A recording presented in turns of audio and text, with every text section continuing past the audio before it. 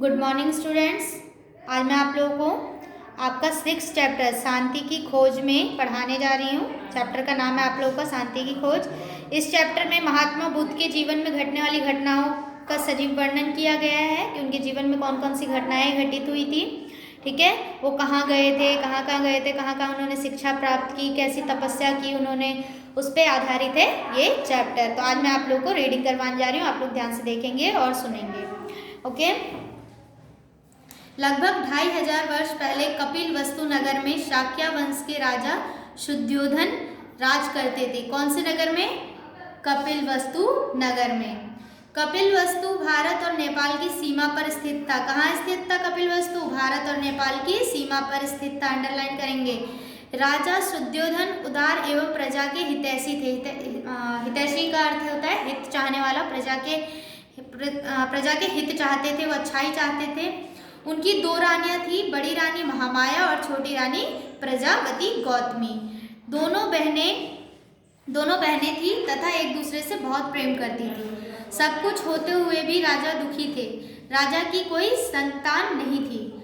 उनके बाद शासन कौन संभालेगा, यही चिंता उन्हें दिन रात सताती रहती। राजा शुद्धोधन वृद्ध हो चुके थे। जो जो समय आगे बढ़ता जाता राजा की चिंता भी बढ़ती जाती थी। एक रात को बड़ी रानी ने एक स्वप्न देखा। स्वप्न में उन्होंने, बड़ी रानी कौन थी? महामाया थी। तो उन्होंने एक स्वप्न देखा और स्वप्न में उन्होंने देखा कि स्वर्ग से 4 देवियां आई और उनके पलंग को उठाकर पर्वत की चोटी पर ले गई। वहाँ एक सुंदर तालाब था। चारों देवियों ने रानी महामाया को उसमें स्नान कराया और उनका श्रृंगार किया। उसके बाद एक हाथी ने उन्हें एक सतदल कमल भेंट किया। भोर होने पर रानी ने अपना स्वप्न राजा को सुनाया। भोर मतलब सुबह होने पर जो रानी महामाया थी उनको जो सपना आया था उन्होंने किसको सुनाया? राजा शुद्धोधन को सुनाया। राजा ने ज्योतिषियों से स्वप्न के फल के बारे में पूछा। ज्योतिषियों ने बताया कि शीघ्र ही उन्हें पुत्र रत्न की प्राप्ति होगी। ठीक है। समाचार को सुनकर सारे राज्य में हर्ष की लहर दौड़ गई। हर्ष मतलब खुशी की लहर दौड़ गई पूरे राज्य में। कुछ समय पश्चात रानी महामाया अपने पिता के घर गई। मार्ग में लुम्बिनी नामक बाग पड़ा। लुम्बिनी नेपाल में स्थित था, लुम्बिनी जगह। वहीं उन्होंने एक पुत्र को जन्म दिया। वृद्धावस्था में राज्य के उत्तराधिकारी को पाकर राजा शुद्धोधन बहुत प्रसन्न हुए। अब देखिए यहाँ पे आ सकता है क्वेश्चन, गौतम बुद्ध का जन्म कहाँ हुआ? तो लुम्बिनी नामक ग्राम में हुआ था। ठीक है, जो कहाँ स्थित था? नेपाल में स्थित था। ठीक है। उन्होंने पुत्र का नाम सिद्धार्थ रखा। क्या रखा उन्होंने पुत्र का नाम? सिद्धार्थ। अभी सिद्धार्थ के जन्म को 1 सप्ताह भी ना बीता था कि महामाया का स्वर्गवास हो गया। अतः शिशु का पालन पोषण महामाया की बहन प्रजावती गौतमी ने किया। देखिए पहले तो उनका नाम क्या था? शुद्धोधन के पुत्र का नाम सिद्धार्थ रखा गया। फिर उनका पालन पोषण, क्योंकि महामाया का स्वर्गवास हो गया 1 महीने बाद ही, तो उनका पालन पोषण किसने किया? प्रजावती ने, छोटी रानी ने किया।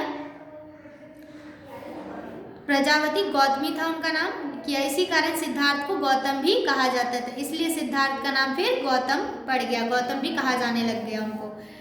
सिद्धार्थ बचपन से ही गंभीर स्वभाव वाले एवं एकांत प्रिय थे। अकेले में रहना वो उन्हें प्रिय था। वह प्राय अकेले में बैठे हुए कुछ सोचते रहते थे।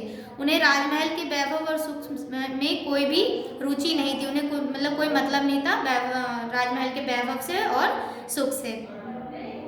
राजा शुद्धोधन गौतम के इस प्रकार के व्यवहार को देखकर चिंतित हुए। उन्होंने यशोधरा नामक एक सुंदरी के साथ गौतम का विवाह कर दिया। किसके साथ विवाह हुआ सिद्धार्थ का?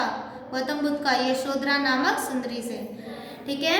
इससे भी गौतम का मन सांसारिक बंधनों में नहीं बंध सका। एक दिन गौतम रथ पर बैठकर भ्रमण के लिए महल से निकले।